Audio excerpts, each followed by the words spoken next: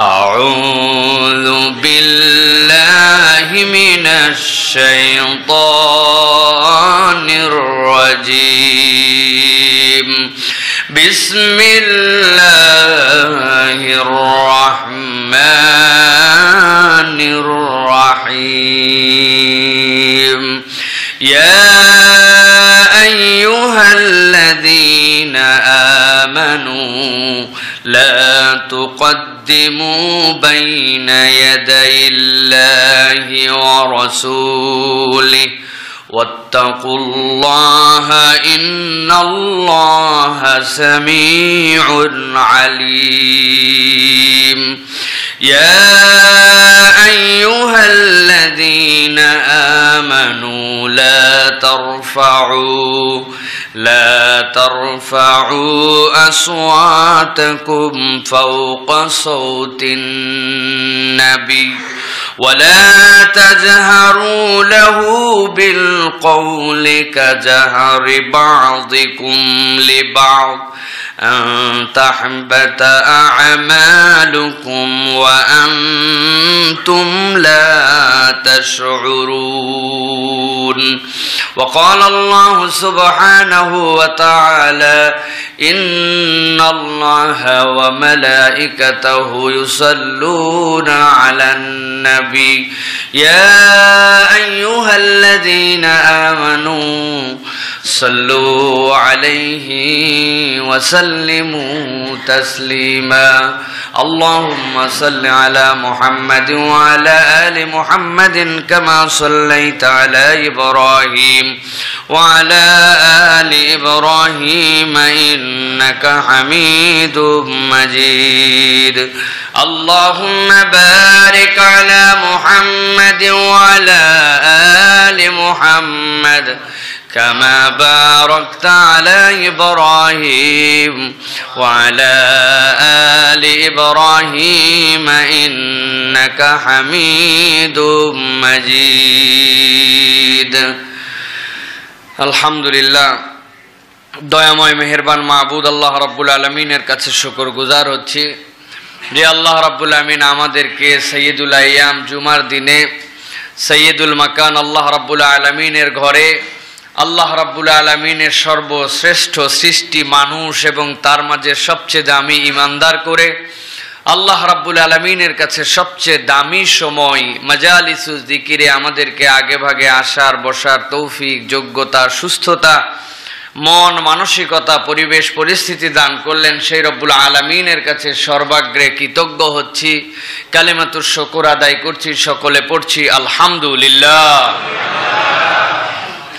দরুদ এবং সালাম বর্ষিত হোক আকায়ে নামদার তাজদারে মদিনা আপনার আমার প্রিয় রাসূল জনাবে মুহাম্মদুর রাসূলুল্লাহ সাল্লাল্লাহু আলাইহি ওয়াসাল্লামের প্রতি সম্মানিত হাজিরিন আজকের জুমায় আমরা সংক্ষিপ্ত সময়ে যে বিষয় নিয়ে কথা বলবো সেটি হচ্ছে কোরআনুল কারীমের অন্যতম গুরুত্বপূর্ণ একটি সূরা সূরা হুজুরাত কোরআনুল কারীমের 49 নম্বর সূরা এই সূরার 18টি আয়াত আল্লাহ রাব্বুল আলামিন দিয়েছেন এবং এই সূরার মধ্যে আল্লাহ রাব্বুল আলামিন কতগুলো এমন ধরনের নির্দেশনা দিয়েছেন যেই নির্দেশনাগুলো আমাদের জীবনে যদি আমরা বাস্তবায়ন করি এবং সেইগুলো অনুযায়ী যদি আমরা চলি তাহলে আশা করা যায় আমাদের জীবনে ম্যানার যেগুলো আছে সামাজিক যে ম্যানার সামাজিক যে রীতিনীতি এই রীতিনীতিতে একজন মানুষকে আদর্শ মানুষ হিসেবে প্রতিষ্ঠিত করার জন্য এই ম্যানারগুলোই যথেষ্ট হুজুরাত মানে হচ্ছে কক্ষসমূহ ইনার অ্যাপার্টমেন্টস আমাদের অভ্যন্তরীণ যে বিষয় অভ্যন্তরীণ গৃহ অভ্যন্তর এই হুজুরাত আজকে আমরা এর মধ্যে অনেকগুলো নির্দেশনা আছে সেখান থেকে আমরা 9টি নির্দেশনার বিষয়ে আমরা কিছু কথাবার্তা বলার চেষ্টা করব যেগুলো আল্লাহ রাব্বুল আমিন আমাদেরকে প্রামাণ্যতায় শিক্ষা দান করেছেন প্রিয় ভাইয়েরা সূরা হুজুরাতের শুরুর দিকে যে আয়াতে কারিমাগুলো দিয়ে শুরু হয়েছে আল্লাহ রাব্বুল আমিন এই জায়গায় একটা আমাদের জন্য মৌলিক তত্ত্ব এবং মৌলিক একটা বিষয় আল্লাহ রাব্বুল আমিন জানিয়েছেন আল্লাহ রাব্বুল আলামিন মৌলিকভাবে বলেছেন তোমাদের আচার আচরণ, তোমাদের কথাবার্তা, তোমাদের বিষয় আশয় এমন যেন না হয় যে বিষয় আশয়ের দ্বারা তোমাদের জন্য দুনিয়ার বুকে রসুল এবং আল্লাহ রাব্বুল আলামিনের যে নির্দেশনাগুলো রয়েছে এই নির্দেশনার বাইরে যেন তোমাদের কথাবার্তাগুলো চলে না যায়। এটা হচ্ছে আল্লাহ রাব্বুল আলামিনের পক্ষ থেকে মৌলিক বিষয় আপনার আমার জন্য।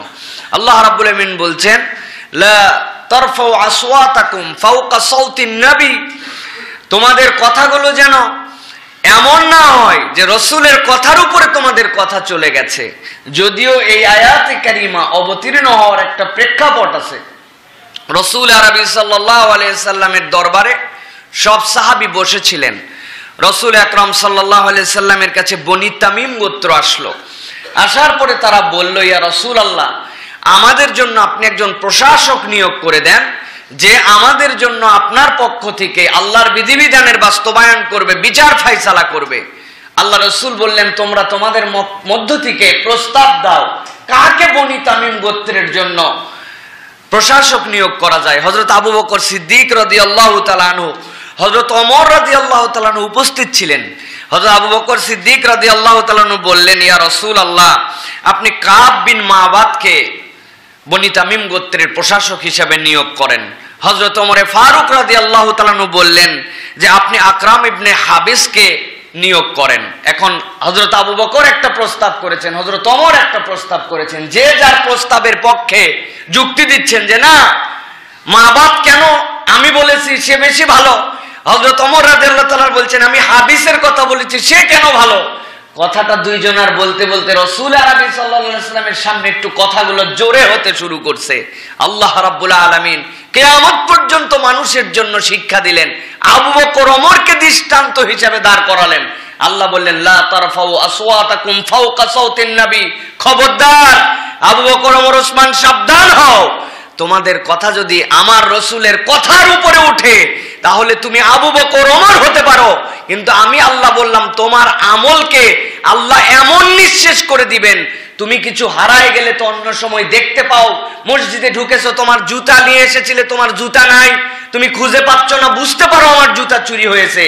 অজু করার সময় ঘড়িটা রেখে দিয়েছিলে, ভুল করে চশমাটা ছেড়ে ফেলেছিলে, তুমি জানো যে আমার চশমাটা নাই, ঘড়িটা নাই, তুমি বুঝতে পারো যে আমার এটা হারাইছে, কিন্তু আল্লাহ বললেন আন তাহবাতা আমালুকুম ওয়া আনতুম লা তাশউরুন, কিন্তু তোমার আমলকে আমি আল্লাহ এমন ভাবে হারাবো তুমি বুঝতেও পারবে না, কিয়ামতের দিন যে দেখবে তোমার আমলনামাতে কিচ্ছু নাই।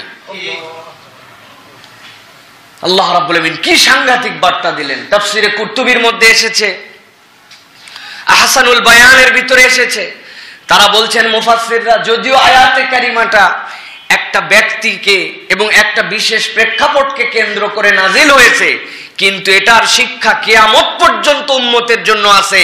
আল্লাহ এবং তার রাসূলের পক্ষ থেকে যখন কোন সুন্নাতের বিধিবিধান, কোরআন সুন্নাহর বিধিবিধান, আল্লাহর নির্দেশ যখন জানিয়ে দেওয়া হবে, দুনিয়ার মানুষ যদি আল্লাহ এবং তার রাসূলের সেই নির্দেশকে অমান্য করে, সেই নির্দেশের উপরে মাতব্বরি করে, সেই নির্দেশের উপরে তকব্বরি করে, সেই নির্দেশকে বিভিন্ন একটা শ্রেণী গোষ্ঠীর নাম দিয়ে তারাও তার বিপক্ষে অবস্থান নিতে পারে। স্পষ্ট কোরআন হাদিসের নির্দেশের বিপক্ষে যদি কেউ অবস্থান নেয়, কিয়ামত পর্যন্ত মানুষের জন্য শিক্ষা, তারাও দুনিয়াতে যত নামাজ পড়ুক, যত ইবাদত করুক, যত বندگی করুক, আল্লাহ রাসূলের সুন্নতের বিপক্ষে কথা বলার জন্য, কোরআন সুন্নাহর স্পষ্ট বিধিবিধান লঙ্ঘন করার জন্য তাদের আমলনামা আল্লাহ নিঃশেষ করে দিবেন। খুব সাবধান। এই জন্য কোরআন সুন্নাহর যেখানে কথা বলা হয়ে যাবে, আল্লাহ এবং তার রাসূলের পক্ষ থেকে যেখানে ফয়সালা চলে আসবে, মানুষের আর কোনো মতামত নাই, মানুষের আর কোনো মতামত। উম্মতে মুহাম্মদীর বৈশিষ্ট্য কি?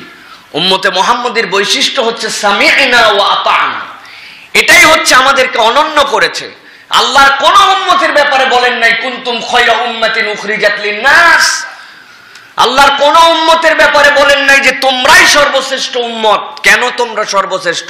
কারণ আমরাই সেই নবীর উম্মত, যেই নবীর উম্মতের একটা দল ছিল, যেই দল আল্লাহ রাসূল সাল্লাল্লাহু আলাইহি সাল্লাম যা বলেছেন তারা তাদের মাথায় ধরুক চাই না ধরুক, আমার রাসূল বলেছেন, আর কোনো কথা নাই। সুবহানাল্লাহ।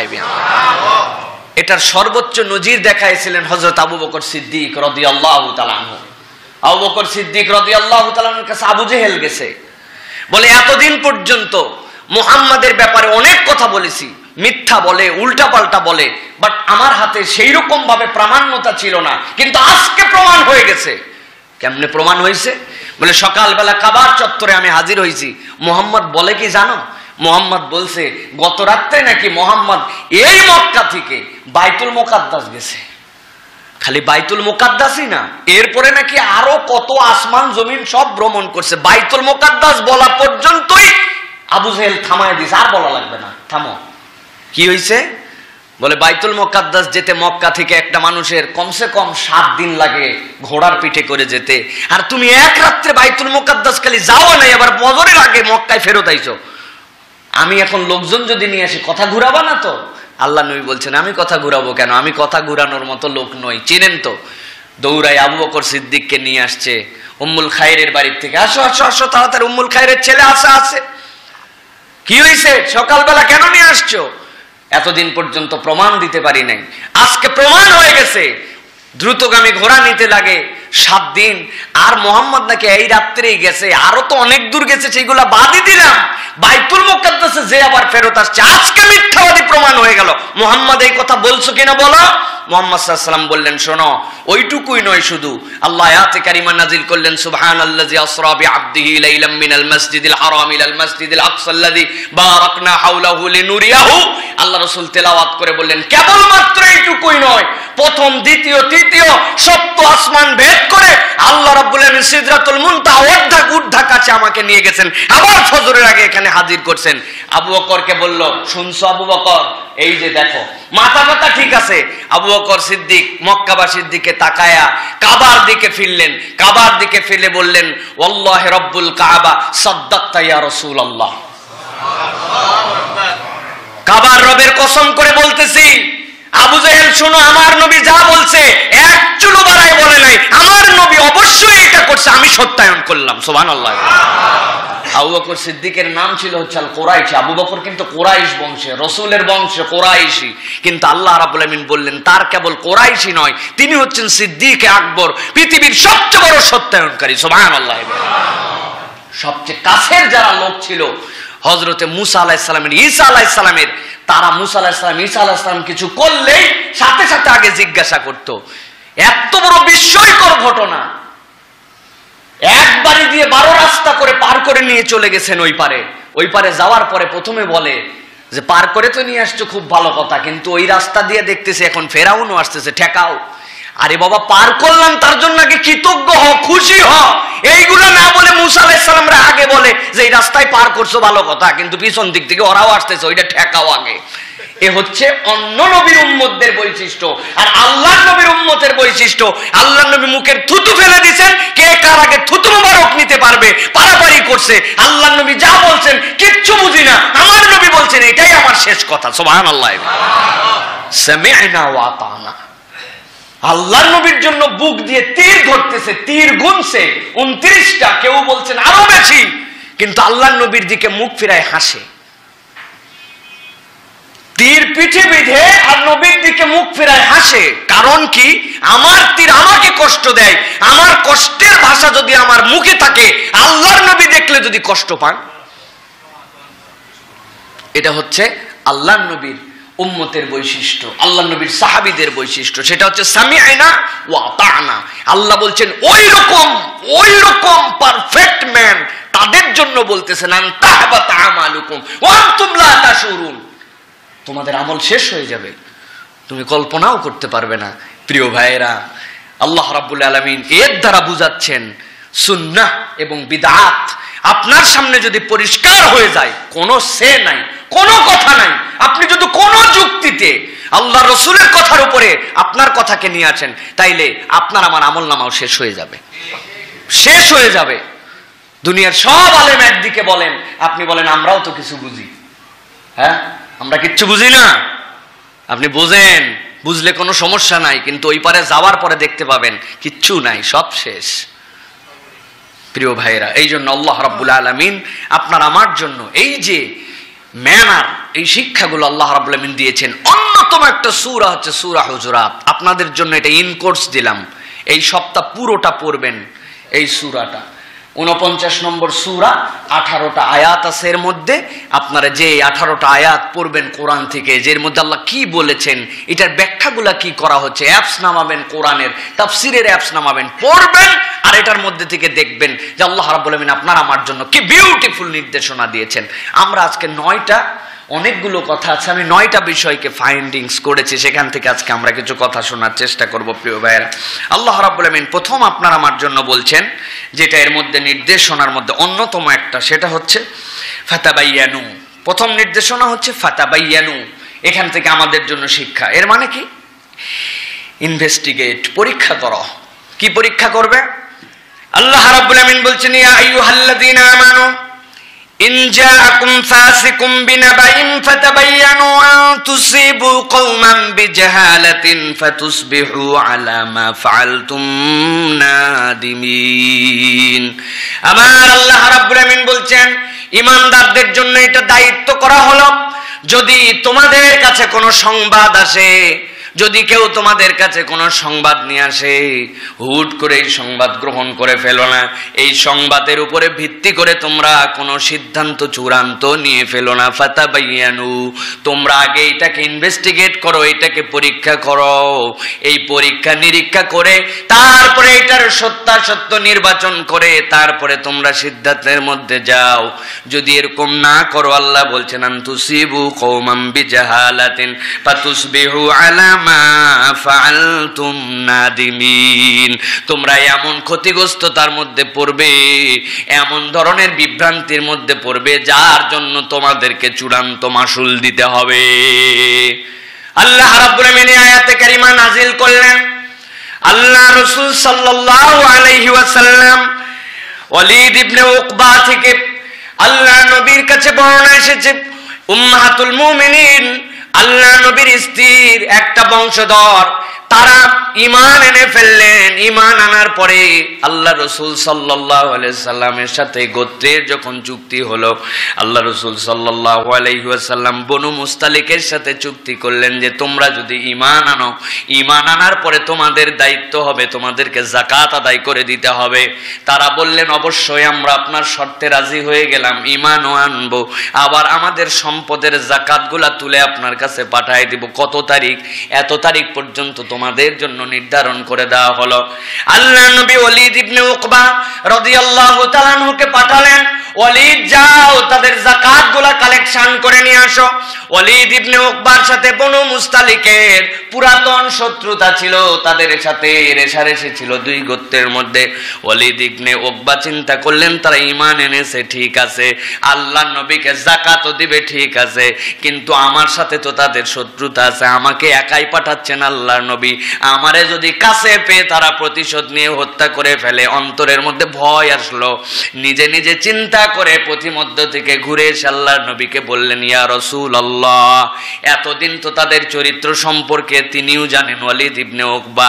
তিনি বললেন, ইয়া রাসূলুল্লাহ, এরা যাকাত দিবে না, এরা যাকাত দিতে অস্বীকার করে ফেলছে। তার নিজের উপরে চিন্তা করলেন। চিন্তা করার পরে এই কথা যখন বললেন, আল্লাহ নবী চিন্তা করলেন এত সাংঘাতিক বিষয়। আল্লাহ নবী সাল্লাল্লাহু আলাইহি সাল্লাম তাদের বিপক্ষে অ্যাকশন নেওয়ার জন্য যখন তৈরি হচ্ছেন, এমন সময় বনি মুস্তালিক গোত্রের থেকে গোত্রপতি চলে আসলেন। আসার পরে বলতেছে, ইয়া রাসূলুল্লাহ, আপনারা আমাদের জন্য ডেট নির্ধারণ করেছিলেন, তারিখ ফিক্স করে দিয়েছিলেন, এই তারিখে আমরা যাকাত দিব, আমরা যাকাত কালেকশনও করেছি, কিন্তু আপনার তো কোনো প্রতিনিধি আমাদের কাছে আসলো না। আল্লাহ নবী অবাক হয়ে গেলেন, আমি তো পাঠাইছিলাম ওয়ালিদ ইবনে উকবাকে, সে বলল যাকাত দিবে না, আর আল্লাহ নবীর কাছে সে এসে বলতেছে যাকাতের টাকা রেডি, কিন্তু আমাদের কাছে আপনার প্রতিনিধি আসে নাই। আল্লাহ নবী বুঝে ফেললেন বিষয়টার মধ্যে মিথ্যার আশ্রয় নাই, কিন্তু কিছু বিষয় আছে যেইগুলো আরবের গোত্রের মধ্যে ছিল, সেই ধারণার উপরে ওয়ালিদ এরকম কথা বলেছে। আল্লাহর নবী সিদ্ধান্ত চূড়ান্ত নিয়ে কিন্তু তাদেরকে যুদ্ধের দিকে যাচ্ছিলেন। এমন সময় সঠিক তথ্যটা তার কাছে আসলো। আল্লাহ কিয়ামত পর্যন্ত উম্মতের জন্য আয়াত নাযিল করে দিলেন, ইন জাআকুম ফাসিকুম বিনাবাইন ফাতাবায়ানু, যদি তোমাদের কাছে কোনো সংবাদ আসে একচেটিয়া সংবাদের ভিত্তিতে তোমরা সিদ্ধান্ত নিও না, এইটাকে ক্রস এক্সামিন করো, এইটাকে পরীক্ষা নিরীক্ষা করো। কেউ একজন একটা কথা বলে দিল আর তার কথার উপরে বিশ্বাস করে তোমরা যদি চূড়ান্ত সিদ্ধান্ত নাও তাহলে তোমাদের নিজেদের মধ্যেই তোমরা ক্ষতিগ্রস্ত হয়ে যাবে। এইটা আল্লাহ রাব্বুল আমিনের নির্দেশনা যে তোমরা নিজেদের এই তথ্যগুলোকে যাচাই বাছাই করো। আমরা কিন্তু এখন একচেটিয়া এরকম অনেক সিদ্ধান্ত নিয়ে ফেলি। অনেক সময় কেউ একজন আমার প্রতিপক্ষ, সে কেউ একজন এসে একটা কথা লাগায় দিছে, আপনি তার কথার উপরে ভিত্তি করে মেসাকার করে দিচ্ছেন, তাকে রাজনৈতিক প্রতিপক্ষ বানায় ফেলতেছেন। আমরা দেখতে পাচ্ছি প্রিয় ভাইরা। সুতরাং আল্লাহ রাব্বুল আমিনের এটা প্রথম নির্দেশনা, আমাদের সব কিছুতে এইটাকে ফলো করতে হবে যে আমরা তথ্যগুলার সূত্র এবং বিভিন্ন সূত্র দিয়ে আমাদের এটা যাচাই বাছাই করতে হবে। ইভেন আমাদের পরিবারের মধ্যেও এরকম হয়, আপনার স্ত্রী, আপনি বাড়িতে ঢুকছেন, এমন একটা কথা হয়তো আপনার মায়ের ব্যাপারে বলে বসছে, অথবা মানবীয় কারণে আপনার মা হয়তো আপনার স্ত্রীর উপর একটা কথা বলে বসছে, আপনি একচেটিয়া একটা সিদ্ধান্তের মধ্যে চলে যান। এটা কিন্তু আমাদের পরিবারে অহরহ হয়, ঠিক কিনা? সুতরাং এখান থেকে কিন্তু আমাদেরকে বাঁচতে হবে। সাহাবীদেরকে দিয়ে আল্লাহ রাব্বুল আলামিন এই শিক্ষা দিলেন যে আপনি যদি এরকম করে একচেটিয়া একটা সিদ্ধান্ত নিয়ে ফেলেন, রাগের মাথায় যদি আপনি সিদ্ধান্ত নিয়ে ফেলেন, তাহলে এইটা আমাদের ক্ষতি বই কোনো কল্যাণ নিয়ে আসতে পারে না। এই জন্য ইমানদারের চরিত্র হবে, যখন আমাদের কাছে কোনো তথ্য আসবে ঠান্ডা মাথায় আগে দেখব এ কি বলল, আরেক দিকের থেকে কি মতামত আছে, এই মতামতগুলো সব শুনে তারপরে আপনাকে ফাইসালায় যেতে হবে, চূড়ান্ত সিদ্ধান্ত দিতে হবে। এটাই হচ্ছে নিয়ম।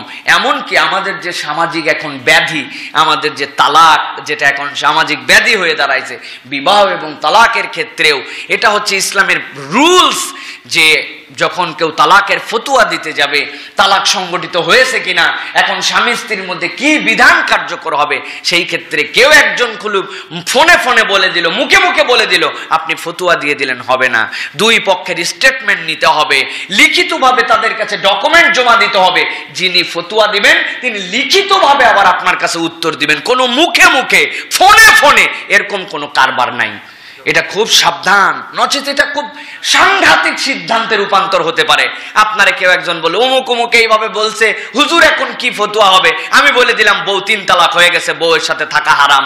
আসলে ঘটনা এরকম না। আমার এই ফতোয়া যদি দেই আর আমি যদি হারাম বলে দেই বউ তালাক হয়েছে, আর যদি শরীয়তের সঠিক মানদণ্ডে বউ তালাক না হয়, তো হুজুরের বউ কিন্তু তালাক হয়ে যাবে। জানেন তো এটা? হ্যাঁ, ঠেলা আছে। এই জন্য আমি তো বলি ভাই, আমি তো মুফতি নই, তালাক বিবাহের এরকম কোন ফতোয়া মাসালাও আমি দিতে রাজি নাই। এ বিষয়ে আমি কোন রকম জানা নাই, আমার জ্ঞানের একদম সীমাবদ্ধতা আছে। যদি কিছু নিতে চান লিখে টিকে দিয়ে, যেইগুলা জায়গায় ফতোয়া কেন্দ্র আছে নির্ধারিত ফি দিয়ে, টাকা দিয়ে, তারপরে আপনি মাসালা নেন। যিনি মাসালা দিবেন তাকেও বলতে হবে, হুজুর আপনি খালি বলে দিলেন হবে না, আপনার সিল লাগবে, আপনার সই লাগবে, ডেট লাগবে, তারিখ লাগবে। দেখবেন তাইলে হুজুররাও ফতোয়া দিতে একটু ভাববে, ঠিক কিনা? হ্যাঁ, আমাদের তো মুফতি এখন একদম ঘরে ঘরে, রিকশাওয়ালা থেকে শুরু করে সব, আপনি যে কোনো মাসালা জিজ্ঞাসা করবেন বাংলাদেশের সবাই উত্তর দিতে পারবে, ঠিক কিনা? না হলেও বলবে আমার মনে হয় এটাই হবে। কোন কিতাব? মনে হয় কিতাব, কিতাব উদ্ধারণা, কিতাব উদ্ধারণা থেকে উনি বললেন, মানে না জানা আছে এরকম আমাদের কোনো সাবজেক্ট নেই। আমি সবচেয়ে বিউটিফুল কিছু মানুষ পেয়েছি চেন্নাইতে। আমার কাছে একটু ভালো লেগেছে যখন চেন্নাই গেছি। আমাদের দেশে কিন্তু দেখবেন, আপনারা যদি কেউ জিজ্ঞাসা করে হুজুর ভাই এই রাস্তাটা চিনেন, আপনি চিনেন কি না চিনেন চিন্তা করছে, এরকম একটা গাড়ির থেকে আমারে জিজ্ঞাসা করছে, গাড়ির ভিতর থেকে, তাইলে নিশ্চয় আমার একটা গুরুত্ব দিছে। আপনি এই ডান দিয়ে যে কিছু দূর যে কোনার দিকেই মনে হয় দেখছিলাম, ওখান থেকে একটু ডানে যাই জিজ্ঞাসা করেন, মানে উনি কিছু একটা বলবেই। কিন্তু আমি দেখছি তাদের মধ্যে এই টেন্ডেন্সি নাই, আমি জানি না, বাস স্পষ্ট কথা, আমার জানা নাই ভাই, সরি। আপনার একটু বিরক্তই লাগবে, আরে ভাই আপনি এই জায়গায় আছেন জানেন না কেন, মনে হয় জেনেও বলতেছেন এরকম ফিল হবে। কিন্তু যদি না জানে আমি জানি না, বাস এটাই লাস্ট কথা, সহজ কথা, আমার জানা নাই। এটা কিন্তু আমাদের চরিত্র হওয়ার কথা। আমি যা জানি না আমি জানাই দিলাম, আমি জানি না, এই কথাটা জানানোর দ্বারা সম্মান কমে না, বরং এটার দ্বারা সম্মান বাড়ে, যে আমার জানা নাই আমি সত্য স্বীকার করে নিলাম, ঠিক কিনা? প্রিয় ভাইরা, এই জন্য আল্লাহ রাব্বুল আলামিন আপনার আমার জন্য নির্দেশ দিচ্ছেন, যদি এরকম কোনো বিষয় আসে সংবাদ আমাদেরকে যাচাই করতে হবে। যাচাই বাছাই করা ইমানদারের চরিত্র হবে। যাচাই বাছাই ছাড়া আমাদের জন্য এরকম করা উচিত হবে না। রাজনৈতিক ক্ষেত্রে এগুলো কিন্তু আরো সাংঘাতিক হয়। ভোট সামনে চলে আসতেছে, নির্বাচনে দাঁড়াবে অমুক অমুক, কেউ একজন এসে বলছে, একজন দেখলাম এলাকায় একটু নড়াচড়া করতেছে, এক চায়ের দোকানে বসে দেখলাম 5 জনের চায়ের বিল দিয়ে দিল। আমার ধারণা এইবার ভোটে দাঁড়াতে পারে। নেতার কাছে যে এই কথা বলছে, নেতা কোন বাড়ি রে, খবর টবর নিয়ে দেখেন ওরে মেসাকার করা শুরু করে দিছে। হ্যাঁ, কেস টেস পুরাতন যেগুলো সেগুলো জাগাতে শুরু করছে আবার নতুন কইরা। আছে না আমাদের মধ্যে এই চরিত্র? এটা কি ইমানদারের চরিত্র প্রিয় ভাইয়েরা? ইমানদারের তো চরিত্র না, এটা বেঈমানেরও চরিত্র না, এটা মুনাফিকের চরিত্র। ইমানদার, বেঈমান আর মুনাফিক 3টা গ্রেড, কিন্তু এই গ্রেডের মধ্যে সবচেয়ে খারাপ গ্রেড হচ্ছে মুনাফিকের গ্রেড। যে বেঈমান সে তো প্রকাশ্য বেঈমান, আবু জেহেলের থেকেও মুনাফিক খারাপ, ঠিক কি না? ইসলামের বিরোধিতাকারী আমি, আমার একটা আইডেন্টিটি আছে, আমি ইসলামের প্রকাশ্য বিরোধিতা করি, আমি ইসলামের পক্ষে আছে, কিন্তু এমন একজন আছে ভাব ধরছে পক্ষে, ভিতরে বিপক্ষে। আল্লাহ বলছেন আর দারকুল আসফালি মিনান নার, তোমার জায়গা হচ্ছে আবু জেহেলের থেকেও 1 গ্রেড নিচে। খুব সাবধান, এই মুনাফিকি চরিত্র যেন আমাদের মধ্যে না থাকে প্রিয় ভাইরা। এই মুনাফিকি ক্যারেক্টার থাকলে আমরা কখনোই ফুলফিল হতে পারবো না, আমাদের জায়গাটাকে উপরে নিয়ে যেতে পারবো না। আপনারা দেখেছেন একজন লোক বড় একটা স্টেটমেন্ট দিয়েছেন, হ্যাঁ খবর নিছেন আপনারা, খবর তো সবাই জানেন। এটা উদাহরণ দিয়ে বলতেছে, রাজনৈতিক বা এরকম কোনো বিষয় আমাদের মসজিদে এগুলো আলোচ্য বিষয় নয়, কিন্তু উনার একটা কথা আমার ভালো লাগছে, যে আমি সত্য বলে যাচ্ছি, সত্যভাবে যদি ভোট হয়, তাতে যদি 1 ভোটও আমি পাই তাও আমি খুশি, জেলে যেতে রাজি, কিন্তু জোর করে মানুষের ভোট আমি নিব না। বলছেন না উনি যদি সত্যি এই কথা বলেন, তাহলে এটাই আদর্শিক একজন লিডারের কথা, ঠিক কিনা? এটাই সত্য কথা হওয়া উচিত, এটাই মানুষের আদর্শ হওয়া উচিত। এই আদর্শ নিয়ে যদি উনি যান, হয়তো দুনিয়ায় পথ টথ নানান কিছুর থেকে বঞ্চিত হতে পারেন, কিন্তু উনি সম্মানিত থাকবেন মানুষের কাছে, ঠিক কিনা ভাই? আল্লাহ রাব্বুল আমিন এই কথাই বলছেন আপনার আমার জন্য। এটা হচ্ছে আল আম, এটাই হচ্ছে আমানতদারিতা, এটাই হচ্ছে মানুষের মৌলিক চরিত্র। মানুষের জীবন খুবই ছোট্ট, এই ছোট্ট জীবনের মধ্যে মানুষ এমন কতকগুলা কাজ করে যেতে পারে, চিরদিন তাদেরকে মানুষ মনে রাখতে পারে, আবার এমন কতকগুলা কাজ করে যেতে পারে, চিরদিন মানুষ তাদেরকে থুতু দিতে পারে। দেখেন, এমন কোন খারাপ কাজ করে নাই আমার দৃষ্টিভঙ্গিতে, খারাপ কাজ করছে, কিন্তু এইরকম খারাপ কাজ তো প্রতিদিন হচ্ছে। মীর জাফর আলী খান নাম শুনছেন আপনারা? দেখেন কি অবস্থা, কি একটা নাম, মীর জাফর হয়ে গেছে। এইরকম মীর জাফরগিরি আমাদের দেশে প্রতিদিন হয়, কিন্তু ওই রকম এক মীর জাফর হয়ে গেছে, কেউ মীর জাফর নামও রাখে না, গালি হয়ে গেছে মীর জাফর, তাই না ভাই? কাজ কিন্তু, তাই না? ছোট্ট একটু কাজ, এই কাজগুলো আমাদেরকে বাঁচায় রাখে, এই কাজগুলো আমাদেরকে দুনিয়ার থেকে হারায় দেয়। আল্লাহ রাব্বুল আমিন এই জন্য বলছেন, ছোট্ট একটু জীবনের মধ্যে এমন কাজ করে যাও, যেই কাজের কারণে সারা জীবন মানুষের স্মৃতিতে ভাস্বর হয়ে থাকবে। আর এই ভাস্বরতায় আল্লাহ রাব্বুল আমিন দ্বিতীয় একটা রিওয়ার্ড ইমানদারদের জন্য দিয়েছেন, কি? as-সাদাকাতু জারিয়া। তুমি এমন কাজ করো যেটা দুনিয়ার মানুষ কেউ না জানলেও আল্লাহ রাব্বুল আলামিন তোমার কাছে আমলনামায় পৌঁছাতে থাকবেন। সুবহানাল্লাহ। আমাদের এলাকায় একটা পাগল ছিল, হাফ প্যান্ট পরে ঘুরতো, উপরে কোট টোট পরতো। সে শীতকালেও কোট পরে, গরমকালেও কলম, নিচে হাফ প্যান্ট পরতো। কি করতো জানেন? সব জায়গা থেকে এই কাঁঠালের দানা, তারপরে হচ্ছে বড়ইয়ের বিচি, তারপরে এই যে তালের আটি, এগুলো সব সংগ্রহ করত, আর হাতের মধ্যে একটা শাবলের মতো থাকতো। আমাদের নওগাঁর কথা বলতেছে, নদীর পাশ দিয়ে এরকম করে শাবল দিয়ে, ওর কাজই হচ্ছে প্রতিদিন লাগাচ্ছে, প্রতিদিন এরকম করে লাগায়। ও হয়তো আমার ধারণা কয়েক লক্ষ এরকম বীজ লাগাইছে, কিন্তু হইছে আমাদের দেখা এখন পর্যন্ত 200-300 গাছ আছে। এইগুলা দেখেন, ওই লোকের কেউ মনে রাখে নাই, ইভেন আমি তার নামটাও আপনাদের কাছে বলতে পারলাম না, কিন্তু ওই লোকটার এই কাজটা আল্লাহ রসুল বলছেন যে তোমরা একটা গাছ লাগাও, ওই গাছের ফল যদি কেউ চুরিও করে খায়, কোনো পাখিও যদি খায়, ওই ফল যদি তুমি নাও পাও, তাও আল্লাহর কাছ থেকে তুমি এর বিনিময় পাবে। সুবহানাল্লাহ। এটা কি? এটা রিওয়ার্ড। এই রিওয়ার্ডটা আল্লাহর কাছে একটু ভিন্ন রকম। কনসেপচুয়ালি দুনিয়ার বুকেই তো আমরা রিওয়ার্ড পেয়ে শেষ করি। আল্লাহ বলেন এমন কাজ করো যেটা দুনিয়ায় নয়, তুমি চলে যাবে, এরপরে মানুষ পেতেই থাকবে। সুবহানাল্লাহ। 2 নম্বরে আল্লাহ রাব্বুল আমিন বলছেন, তোমাদের জন্য নির্দেশনা হচ্ছে মেক সেটেলমেন্ট। তোমরা মানুষ মানুষের মধ্যে সুন্দর করে মানুষের মধ্যে সুলহ করার চেষ্টা করে। আল্লাহ বলছেন ফাসলিহু, এইটাই সূরার দিক থেকে দ্বিতীয় আমাদের জন্য দায়িত্ব। আল্লাহ বলছেন ওয়া ইন তাইফাতানি মিনাল মুমিনিনা ইকতাতালু ফাসলিহু বাইনাহুমা, তোমরা যদি দেখতে পাও দুইটা দল তোমাদের মধ্যে থেকে যুদ্ধ করার মতো উদ্যত হয়ে গেছে, আমি আল্লাহর পক্ষ থেকে তোমাদের জন্য নির্দেশনা হচ্ছে ফাসলিহু, তোমরা এই দুইজনের মধ্যে সন্ধি করে দাও, দুইজনের মধ্যে সুলহ করার চেষ্টা করো, দুইজনের বিরোধকে তোমরা মিটিয়ে দাও। ফাইম বাগাত ইহদাহুমা আলাল উখরা ফাকাতিলুল্লাতী তাবগী হাত্তা তাফিয়া ইলা আমরিল্লাহ, তোমরা দুইজনের মধ্যে সেটেলমেন্ট করার চেষ্টা করো, দুইজনের মধ্যে সুলহ করার চেষ্টা করো, কিন্তু একটা দল এমন বেয়াদব, তারা কোনোভাবে বিধিবিধান মানতে রাজি নয়, তারা সন্ধি করতে রাজি নয়।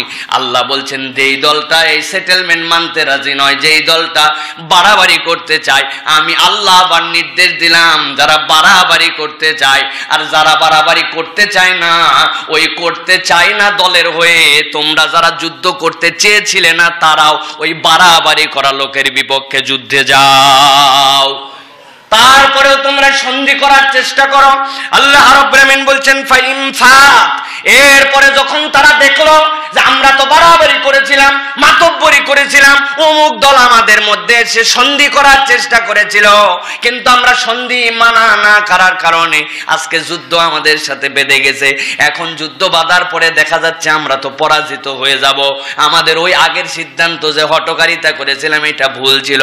আল্লাহ বলছেন ফাইন ফাত ফাসলিহু বাইনাহুমা বিল আদলি ওয়া আকসিতু, ওরা তখনও যদি বুঝে বলে হ্যাঁ ঠিক আছে আমরা সন্ধি করতে রাজি আছি, তোমরা তখনও সন্ধিতে মেনে নাও, তবুও তোমরা হিংসা বিবাদ আর ফাসাদ আর অযথা যুদ্ধ বিগ্রহের মধ্যে জড়ায় না।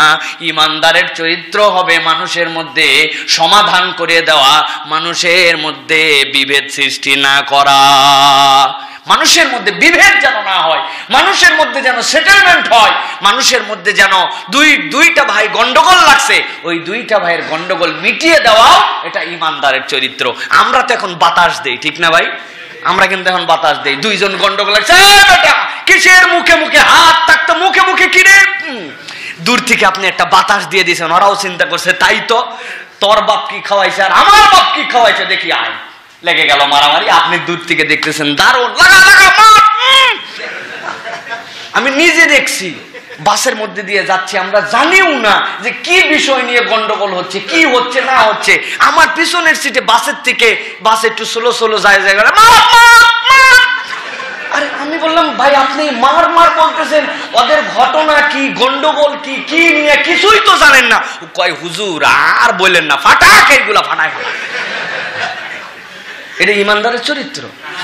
হ্যাঁ, আল্লাহ বলছেন ফাসলিহু বাইনাহুম, আপনি বলবেন এই বন্ধ করো কি এইসব, এইটুক বললেও আপনি সওয়াব পাবেন, ঠিক কি না?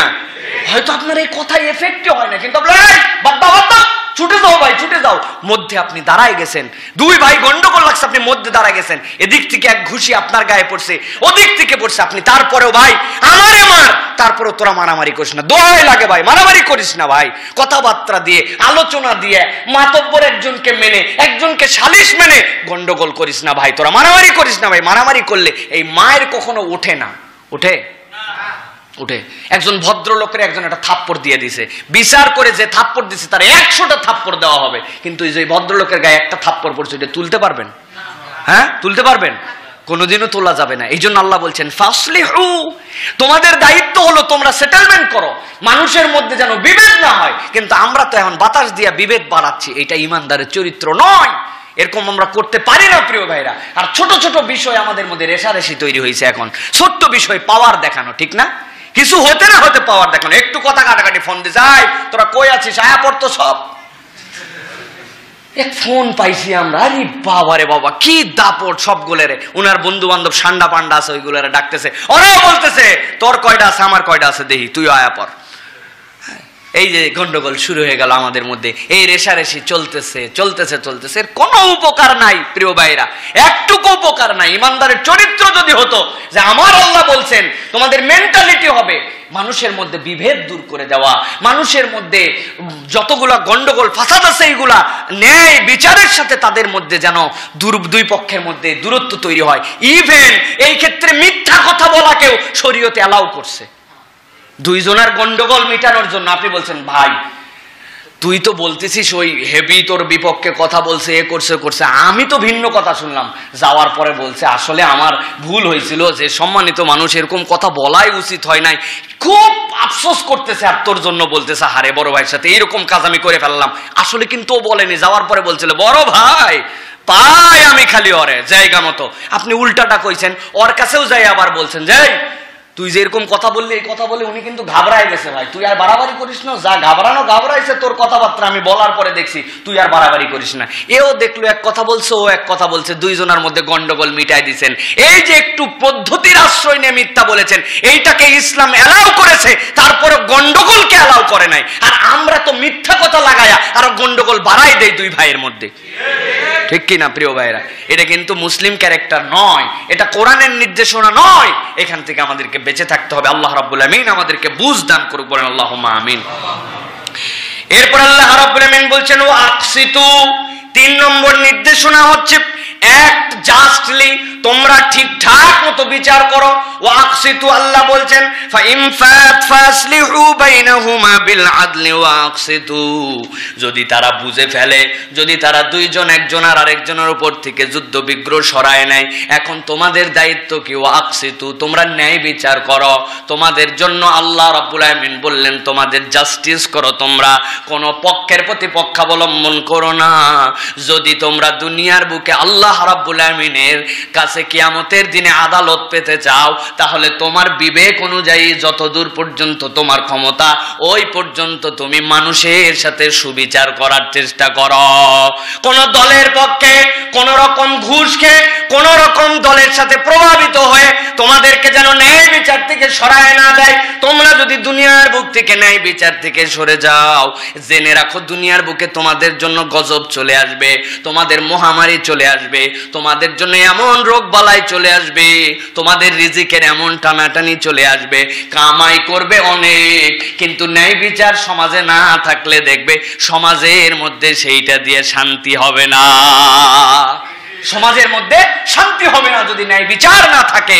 আল্লাহ রাব্বুল আমিন হচ্ছেন আদেল। আদেলকে আদেলকে আপনি আদেল, আদালত, আল্লাহর আদেলের প্রতিনিধিত্ব করতেছেন। দুনিয়াতে কোনো একটা মানুষ, it's completely impossible to make আদেল। আদেল হওয়া, একজন মানুষকে নিজেকে আদেল হিসাবে, ন্যায় বিচারক হিসাবে প্রতিষ্ঠিত করা অসম্ভব।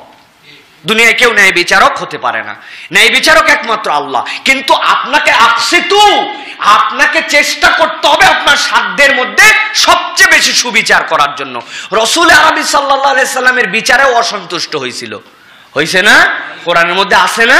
আল্লাহ রাব্বুল আমিন কি ভয় দেখাইছেন এরপরে। প্রিয় ভাইরা, কি জন্য এই কথা বললাম?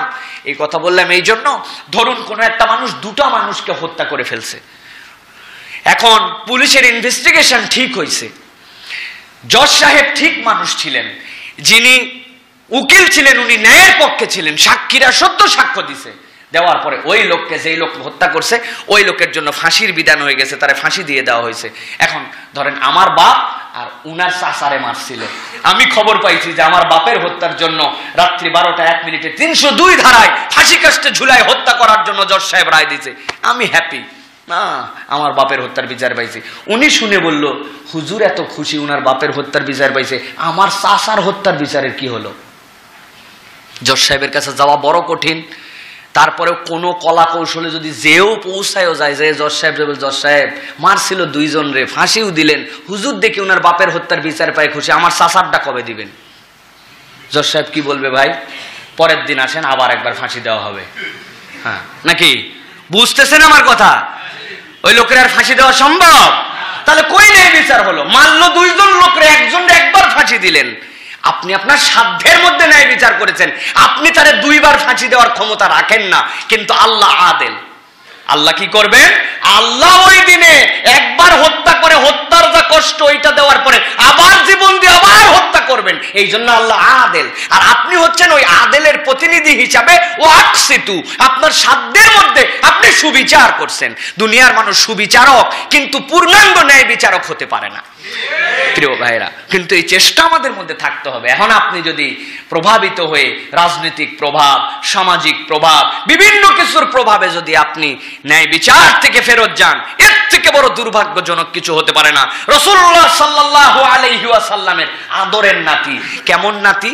রাসূল সাল্লাল্লাহু আলাইহি ওয়াসাল্লামের হাসান হোসাইন ছাড়া আরেকজন রাসূল সাল্লাল্লাহু আলাইহি ওয়াসাল্লামের নাতি ছিলেন, তার নাম ওসামা ইবনে যায়েদ। নবীজির বুকের উপরে বসে থাকতো, এত আদর করতেন আল্লাহ রাসূল সাল্লাল্লাহু আলাইহি ওয়াসাল্লাম। কাদের মধ্যে নামাজের সময় নিয়ে নামাজ পড়ছেন? ওসামা ইবনে যায়েদ। ওই যে কোরাইশি মহিলা, তার বিচার চিন্তা করছে, হায় হায় নবী বংশ, তারপরে এইরকম সম্মানিত ব্যক্তি, তার যদি এখন এই চুরির ফায়সালা হয় আমাদের তো নাক কাটা যাবে। কেউ তো নবীজির কাছে সুপারিশ করতে পারে না, ওসামারা দিয়ে পাঠাইছে। ওসামা যাই তুমি একটু টেকনিক্যালি তোমার দাদুর সাথে কথা বলতে বলতে এই কথাটা বলে দিবে। আল্লাহ রসুলের বুকের মধ্যে বলতে বলতে এই কথা বলছে, ইয়া রাসূলুল্লাহ এরকম এরকম। আল্লাহ রসুল নামায় দিয়ে মুখ লাল হয়ে গেছে, দাঁড়ায় গেছে। এই কথা তো ওসামার বলার কথা না, নিশ্চয় আরো মুরব্বীরা সবাই পরামর্শ করে পাঠাইছে। আল্লাহ রসুল খুতবায় দাঁড়ায় গেছেন, দাঁড়ায় বলছেন, শুনে রাখো, আরে এই মহিলা তো ওই বংশ তো দূরের কথা, আমার মেয়ে ফাতেমাও যদি এই কাজ করে আমি আল্লাহর দেওয়া বিধান থেকে এক চুল সরব না। সুবহানাল্লাহ। এর নাম আদালত, এর নাম ওয়াকসিতু। যারা বিচারক আছেন আমি তাদের কাছে বলবো, আপনি আপনার সাধ্যের মধ্যে বিচার করেন, না পারলে আপনি পদত্যাগ করেন। আমি পারি না ভাই, নানান পেশার, রাজনৈতিক পেশার, উমুক পেশার, এই কারণে মিথ্যা, পদত্যাগ করেন। দুনিয়ার এই ছোট জীবনে আপনার বিচার করা লাগবে না। যেখানে ন্যায় বিচার করতে পারেন না, আমি সরে গেলাম, যা এই কাজ করব না। আমি না করলে কি হবে? আমি ন্যায় বিচার করতে পারছি না, স্টেটমেন্ট দেন, দিয়ে আপনি সরে যান, কি হবে? আপনার কিছুই হবে না প্রিয় ভাইরা। কিন্তু তারপরেও যদি আপনার জ্ঞাতসারে আপনি বিচার করেন, আল্লাহর কাছে ছাড় পাবেন না, ছাড় পাবেন না। আপনি যে লোক যা করে নেই তাই আপনি বলছেন, আপনি বিভিন্ন কারণে প্রভাবিত হয়ে মানুষকে আপনি জেনাকার বানাইছেন, মানুষকে আপনি মিথ্যাবাদী বানাইছেন, মানুষকে আপনি রাজনৈতিক রং দিয়েছেন।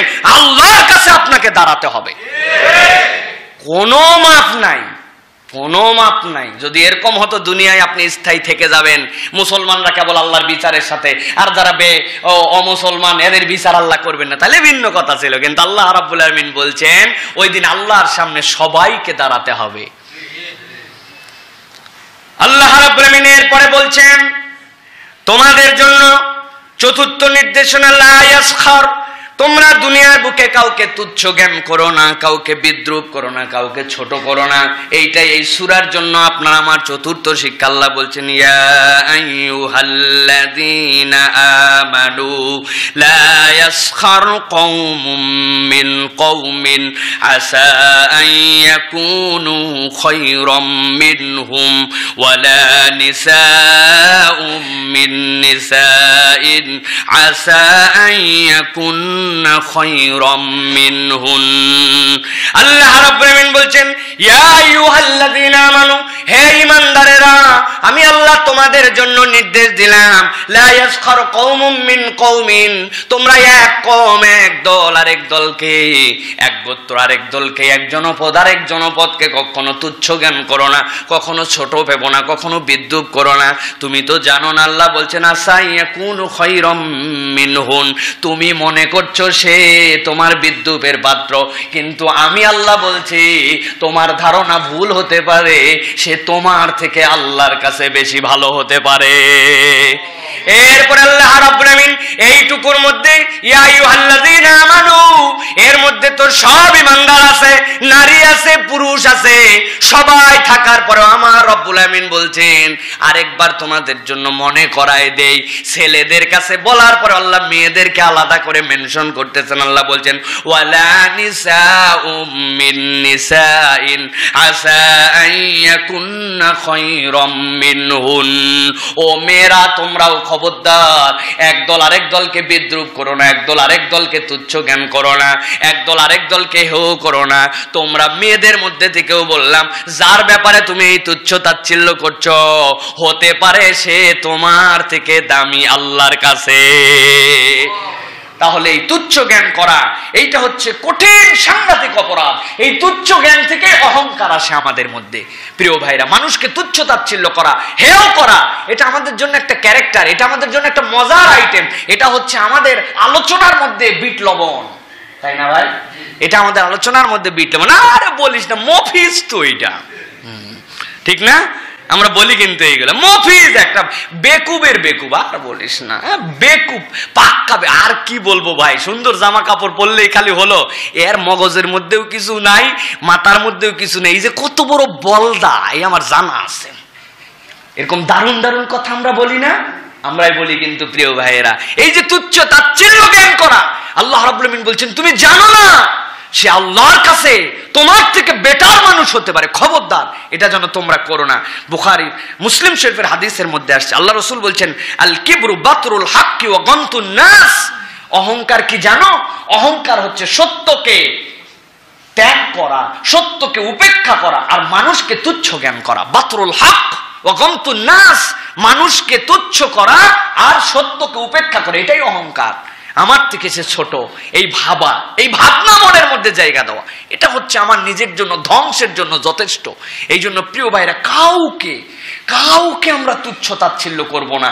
তার একটা বাহ্যিক আচরণে তুচ্ছ জ্ঞান করার মতো যদি হয়, তাও আমি করব না। কারণ ইন্না আকরামাকুম ইনদাল্লাহি আতকাকুম, ওর এমন কোন আল্লাহ ভীতি হয়তো অন্তরে আছে, আমি দেখতে পাচ্ছি যে এই ম্যানারলেস একটা কাজ করছে, তারপরেও আমি তুচ্ছ তাকে করব না। কারণ হতে পারে তার এমন কোন কাজ আছে যে কারণে আল্লাহর কাছে সে প্রিয়, আমি তো জানি না। আর যে আল্লাহর কাছে প্রিয়, তারে যদি আমি অপমান করি, বিপদ আছে কিনা? আছে কিনা? আপনাদের কাছে অনেক আগে বলেছিলাম, স্বামী স্ত্রী দুইজন সুন্দর পোশাক পরে যাচ্ছে দিল্লির রাস্তায়। ঘটনা এটা, স্বামী স্ত্রী পোশাক, একজন লোক পাশ দিয়ে একজন মুরব্বী হেঁটে চলে যাচ্ছে। মুরব্বীটা অত বেশি কালচার্ড না দেখা যাচ্ছে, জুতাটা এমন ভাবে হাঁটায় নিয়ে যাচ্ছে, চটাস চটাস করে। কাদা পানি একটু হয়েছে, আমরা অনেক সময় পিছনে মেখে যায় না, এরকম করে জুতা নিয়ে যাওয়ার সময় উনার স্ত্রীর গায়ের মধ্যে ওই জুতার কাদা উঠে একটু লেগে গেছে, সাটায় এক থাপ্পড় দিছে। দেখতেছ আমরা সুন্দর পোশাক পরে পার্টিতে যাচ্ছি, আর তুমি এমন ভাবে জুতা নিয়ে হাঁটো যে এইরকম করে তুমি যাও। খানিকক্ষণ পরে, একটু দূর রাস্তায় যাওয়ার পরে ওই ছেলেটা অজ্ঞান হয়ে ফিট হয়ে পড়ে গেছে। ফিট হয়ে পড়ার কিছুক্ষণ পরে দাপাতে দাপাতে মারাই গেছে। লোকজন সবাই মিলে দেখলো, একটু আগে এত স্ট্রং একজনের থাপ্পড় দিলে, এখন দেখি রাস্তার মধ্যে যাওয়ার পরে এই লোক মরে গেল কেন? ওর বউ বলতেছে, আমি জানি এই বুড়া এই লোকরে মেরে ফেলছে, আমার স্বামীর এই বৃদ্ধ মেরে ফেলছে। কেন তুমি এই কথা বলতেছ? বলে আমার স্বামী ওর একটা থাপ্পড় দিছিল, নিশ্চয়ই এই বৃদ্ধ কোনো বদদোয়া করছে। সবাই মিলে ধরছে, আপনি কি কোনো বদদোয়া করছেন? বলছে না না, আমি কোনো বদদোয়া করি নাই। না, আপনি কোনো কিছু করছেন বলেন? বলে না, থাপ্পড় দিলে তো মানুষ মনে ব্যথা পাবে, এটাই স্বাভাবিক। কিন্তু আমার যতটুকু মনে হয়, আমি তো একজনকে খুশি করার জন্য দুনিয়ায় চলি। ওর স্ত্রী হচ্ছে ওর বেস্ট ফ্রেন্ড, ওর বন্ধু। স্ত্রীর গায়ে কাদা পড়ার কারণে বন্ধুর অন্তরে কষ্ট লেগে আমারে থাপ্পড় দিছে। আমি যার সাথে বন্ধুত্ব করি, নিশ্চয় তিনি আমার রব আল্লাহ। আল্লাহ দেখছে আমার বন্ধুরে থাপ্পড় দিল না বুঝে। আল্লাহ যদি রাগ করে এখন ওর প্রতি কোনো সিদ্ধান্ত নেন, সেটা আল্লাহর ব্যাপার। বুঝছেন মামলাটা বুঝেন? আল্লাহর সাথে কার বন্ধুত্ব আছে, কে আল্লাহর প্রিয় পাত্র, কিছু বলাও লাগবে না। আল্লাহর মাহবুব সে, আল্লাহর কাছে সে প্রিয়, আর আপনি তার নিয়ে বিদ্রুপ করছেন, আল্লাহ আপনারা শেষ করে দিতে পারেন। ওর বদদোয়াও করা লাগবে না, ঠিক কিনা? তাহলে সাবধান হওয়া লাগবে কিনা? কাউরে তুচ্ছ জ্ঞান করা, বিদ্রুপ করা, এটা করা যাবে না। এটা সূরার আমাদের ৪র্থ নম্বর শিক্ষা। এরপরে ৫ নম্বরে আল্লাহ বলছেন ওয়ালা তালমিজু আনফুসাকুম, তোমরা একজন আরেকজনকে দোষারোপ করো না। দোষারোপ করা, এটাও হচ্ছে আমাদের একটা ব্যাড ক্যারেক্টারিস্টিক, নিজেদের মধ্যে দোষারোপ করা, এর দোষ ওরে দেওয়া, এর দোষ তারে দেওয়া, জোর করে একজনের দোষ দেওয়া, তুই করছিস, তোর কারণে এইটা হয়েছে, তোর বক্তব্য। এই দোষারোপের রাজনীতি, আমাদের রাজনীতিটাও কিন্তু দোষারোপের, ঠিক কিনা ভাই? আমি কতটুক ভালো করলাম এইটা বলার সাথে সাথে পিছনে কতটুক খারাপ হয়েছে এইটা না বললে পেটের ভাত হজম হয় না। আমি যতই কল্যাণ করি, অমুকে কত অকল্যাণ করছে এইটাও জানানো লাগে। কোনো একটা আপনার যদি খারাপ উদাহরণ তৈরি হয়, তাহলে আমরাই বলি আমারটাই খালি দেখতেছেন, ওরাও তো এরকম খারাপ করছিল। তো খারাপ কখন আমাদের জন্য উদাহরণ হতে পারে? মানে তোমার আমলে বাংলাদেশ 2 বার দুর্নীতিতে চ্যাম্পিয়ন হয়েছে বললেই হবে নাকি? আমার আগের আমলেও যে 2 বার হয়েছিল। আরে আমরা বলি কিনা ভাই? এই দোষারোপ তো, এইটা তো মুসলিম ক্যারেক্টারিস্টিক নয়। সুতরাং আমরা দোষারোপ করা, এইটা কিন্তু আমাদের স্বামী স্ত্রীর মধ্যে আবার বেশি দোষারোপ করা, ঠিক কিনা? স্বামীর দোষ স্ত্রী অন্যদের কাছে বলে, স্ত্রীর দোষ স্বামী বলে। অন্যের বউরে সব ভাল লাগে, নিজেদের বউয়ের সব ভাল লাগে না, আছে না? এই ভাবিটার মতো যদি ভাবি হইতো, ওই ভাবির আবার স্বামীর কাছে যায় শোনেন, উনি আবার বলবে অমুক ভাবির মতো যদি আমার বউটা হইতো। মানে কেউ নদীর এপার বলে ছাড়িয়া নিঃশ্বাস, ওপারেতে সর্বসুখ এ আমার বিশ্বাস। আমাদের এই অবস্থা প্রিয় ভাইরা। আসলে এরকম নয়। এটা কি জন্য হয়? দোষারোপের জন্য। আপনি দোষ না দেখে যদি আপনি গুণ খুঁজেন, তাহলে আপনার মধ্যে আনন্দ আসবে, ঠিক কিনা? দোষ না খুঁজে গুণ খুঁজেন, এইটা রাসূলুল্লাহ সাল্লাল্লাহু আলাইহি সাল্লামের চরিত্র ছিল। রাসূল আকরাম সাল্লাল্লাহু আলাইহি সাল্লাম মানুষের গুণ খুঁজতেন, গুণ খুঁজে খুঁজে আপন করতেন। আমি তো এখন দোষ খুঁজে খুঁজে মানুষকে ত্যাগ করাই দিচ্ছি, ঠিক কিনা? একটা মানুষের একটা দোষ থাকতে পারে, তার তো 10টা গুণ থাকতে পারে। আপনি না তার গুণ বলবেন। সবাই যদি আমরা অপরের গুণ দিয়ে নিজের বুকে টানতাম, এই ভাই এই আমলটা করে না, এই ভাই এই অপরাধটা আছে, কিন্তু এই ভাইটা ইমানদার, এই ভাইটা নামাজ পড়ে, এই ভাইটাকে আমি দেখছি দানও করে, তার একটা গুণ আপনি খুঁজে বের করেন, একটা ভালো দিকটা একটা বলেন, তার মন্দ দিকটা আপনি মিটায় দেন।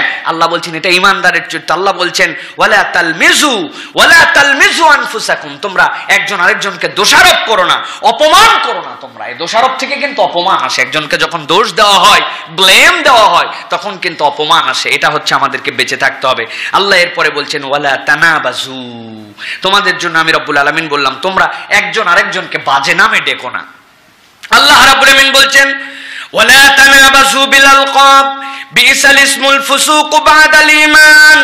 আমি আল্লাহ রাব্বুল আলামিন তোমাদের জন্য বললাম, ঈমান আনার পরেও তোমাদের মধ্যে কতকগুলা গুনাহ এখনো রয়ে গেছে, কতকগুলা তোমাদের জন্য ইসিম রয়ে গেছে, কতকগুলা ফিসপূর্ণ কাজ রয়ে গেছে। তার মধ্যে অন্যতম হচ্ছে তোমাদের জন্য একজন আরেকজনকে ক্রিটিসাইজ মূলক নাম ডাকা, বিদ্রুপাত্মক নাম ডাকা। মদিনার লোক, আরবের লোকরা মৌলিক একটা মানুষের 3টা নাম রাখতো। বাপ মা যেটা দিছে এইটা একটা নাম, আরেকটা নাম হচ্ছে তাকে বিদ্রুপ করার জন্য নাম, আরেকটা নাম হচ্ছে এলাকায় উনি যেভাবে পরিচিত হয়েছে। ধরেন কারো নাম হচ্ছে আব্দুল্লাহ, এটা তার বাপ মা রাখছে। উনি এলাকায় ব্যবসা করে, মানুষজন তারে ব্যবসায়ী বলে ডাকে, এটা হচ্ছে তার পরিচয়। আর ওই লোকের একটা বিদ্রুপ করার জন্য প্রত্যেকটা মানুষের মধ্যে এরকম কালচার থাকতো। এটা মদিনার মানুষের মধ্যেও ছিল।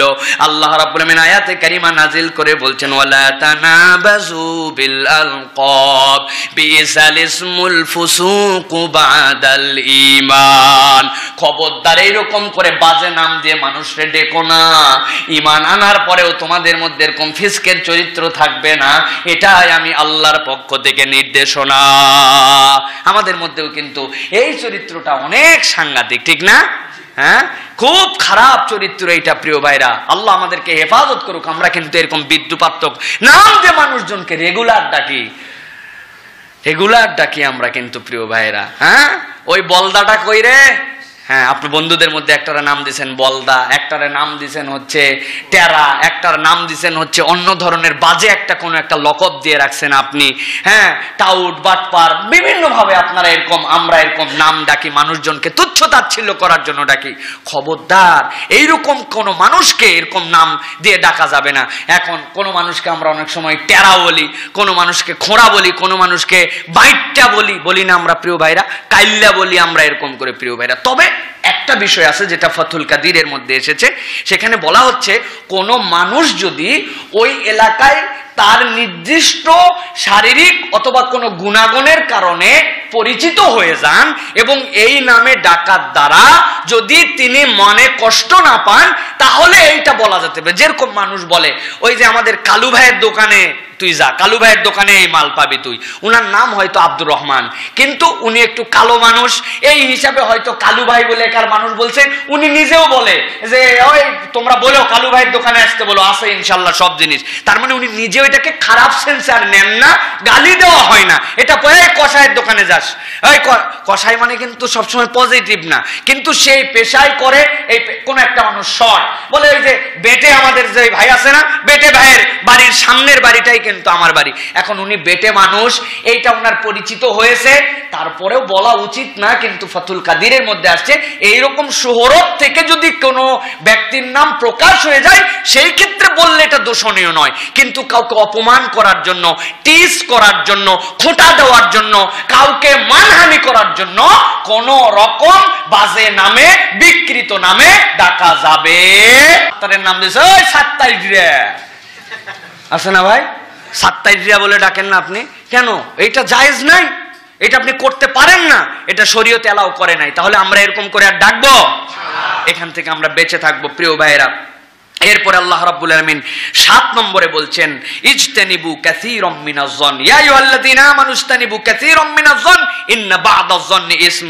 আল্লাহ বলছেন তোমরা কুধারণা থেকে বেঁচে থাকো। সাংঘাতিক একটা রোগ আমাদের কুধারণা করা, মনকে বিষায়ে দিবে, আপনার মন ফেলিওর হয়ে যাবে।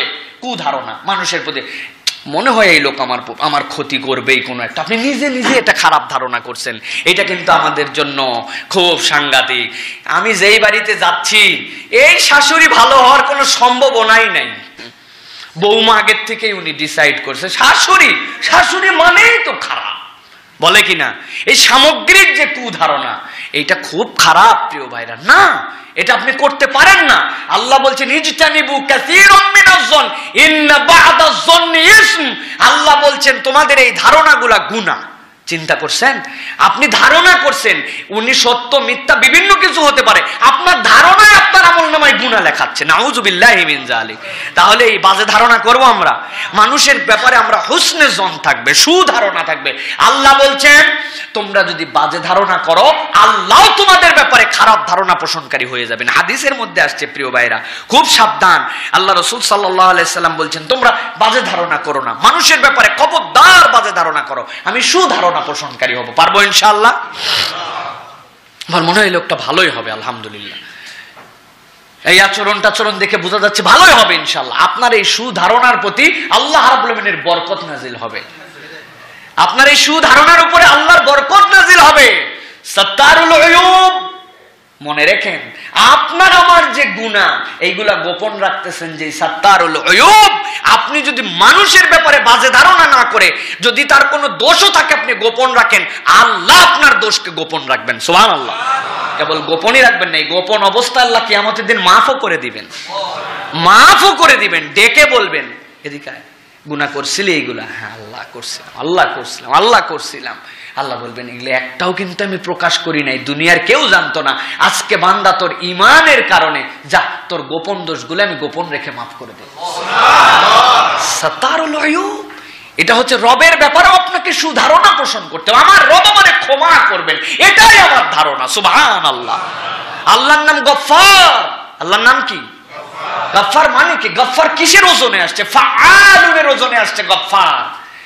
ফাআল এই বাবের খাসিয়াত হচ্ছে বারবার বারবার বারবার বোঝানোর জন্য আল্লাহ রাব্বুল আলামিন এই ওজনের শব্দ ব্যবহার করেন। আল্লাহ গফফার ব্যবহার করার কারণ বান্দা বারবার আমি ক্ষমা করব, তুই ভুল করবে আমি মাফ করব, তুই ভুল করবে আমি মাফ করব। সুবহানাল্লাহ। আল্লাহ রাসূল বলছেন, হাদিসের মধ্যে আসছে, এক লোক গুনাহ করত আর আল্লাহর কাছে বলে আল্লাহ আমি তোমার কাছে মাফ চাই, তুমি গফফারুজ যুনুব মাফ করে দাও।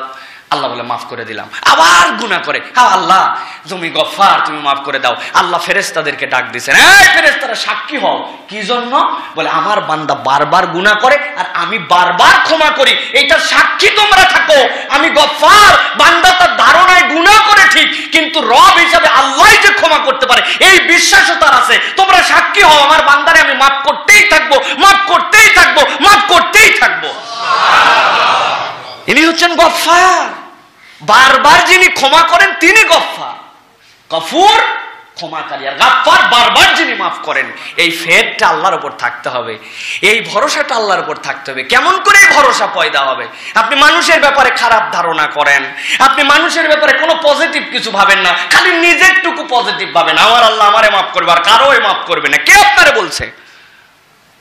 আল্লাহ খালি আপনারাই মাফ করবে। কে বলছে? আপনার আল্লাহ আমার আল্লাহ আমরা কিনে নিছি নাকি? আপনার আল্লাহ আমার আল্লাহ রে? মুসলমানের খালি আল্লাহ না, আর নামাজির খালি আল্লাহ, গুনাহগারের আল্লাহ না। হা হা হা, রব্বুল আলামিন এই জন্য বলছেন তুমি যদি রবের ক্ষমা পেতে চাও তাহলে হুসনে জন করো, মানুষকেও ক্ষমা করো, এটাও তোমার জন্য একটা অন্যতম দামি নিয়ামত হবে। আল্লাহ রাব্বুল আলামিন আমাদের জন্য গফফার যেন হন, আল্লাহ যেন আমাদের গুনাহগুলো মাফ করেন, আমরা যেন তওবাকারী হই। সর্বোত্তম গুনাহগার সে যে তওবা করে, সুবহানাল্লাহ বিহামদিহি। তা আমরা গুনাহ করলেও সাথে সাথে আল্লাহর কাছে তওবা করতে হবে। আর তওবার মানে প্রমিস করছি আল্লাহ, দ্যাট ওয়াজ মাই মিস্টেক, এখন আমি তোমার কাছে প্রতিজ্ঞা করছি in future I will not do that, আমি এটা করব না। এই প্রতিজ্ঞার নাম হচ্ছে তওবা। এর উপর ইস্তেকামত থাকার চেষ্টা করব। আবার মিস্টেক হয়ে গেছে, নো প্রবলেম, আল্লাহ গফফার, আমি আবার আল্লাহর কাছে বলবো, আমার আল্লাহ আবার মাফ করবেন, সুবহানাল্লাহ। দুনিয়ার সব কিছু সসীম, আমার আল্লাহ অসীম, আমার আল্লাহ অসীম, তার দয়া অসীম, ক্ষমা অসীম। আমার চিন্তার যেখানে শেষ, আমার আল্লাহর দেওয়ার শুরু সেখান থেকে, সুবহানাল্লাহ। এই ফিল নিয়ে আল্লাহর কাছে চাইতে হবে। কিভাবে হবে? দোষারোপ করা যাবে না মানুষে, এই মেন্টালিটির মানুষ হতে হবে, পরিচ্ছন্ন মন আমাদের তৈরি করতে হবে। আল্লাহ রাব্বুল আলামিন কবুল করুন, আল্লাহুম্মা আমিন।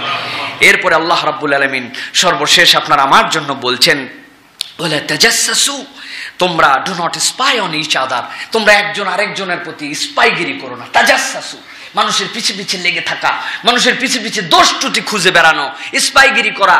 চোখ দিয়ে দেখা যায় একটা গোপন খবর পেয়ে গেছি, পাইছি মানে তার বিরাট কিছু আমি পাইছি, এইটার এখন ব্লাস্ট করে দিব আমি, দিয়া মানুষের কাছে তার মান সম্মান ধুলুণ্ঠিত করার মতো। আমার কাছে যা আছে তোর অতীত যদি বলে দেই শেষ, ঠিক না ভাই? আমি তো বারবার এই কথা বলি ভাই, আমরা এই সমাজের মানুষ যদি ওই আবু বকর, ওমর, ওসমানের সময় থাকতাম তো ওমর রাদিয়াল্লাহু তাআলা আমরা ছাড়তাম না, ছাড়তাম। ওমর খুব গরম গরম ফতোয়া দিচ্ছ, এখন জজবাওয়ালা খুতবা দাও, তোমার চরিত্র আমার জানা আছে, ভিডিও করা আছে, সিসি ক্যামেরায় ধরা ছিল।